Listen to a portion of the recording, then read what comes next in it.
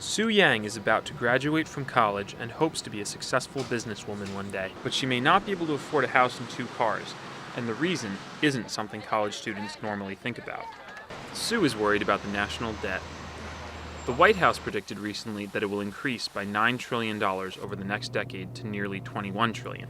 Economists say that money will have to be paid back in the future, and it may be creating some tension between young and old Americans.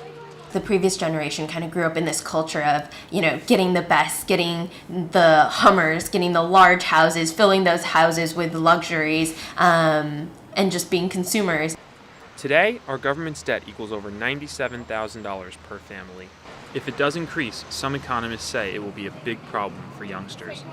It's a strange thing. This whole financial crisis was created with too low interest rates and too much indebtedness, and now we're trying to respond to it with even lower interest rates and even more indebtedness. It's going to be the young generation that pays the price.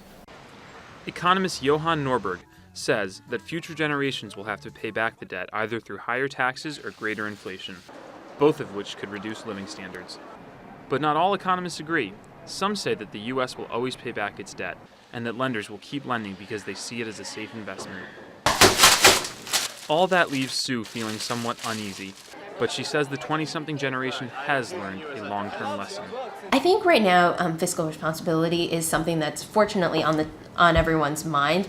I think as we move out of this economic recession, that needs to stay on everyone's minds too. Just because we go into good times, it doesn't mean you can throw all those lessons out the window and just live in that moment. She says her parents, Chinese immigrants, taught her to save and be frugal.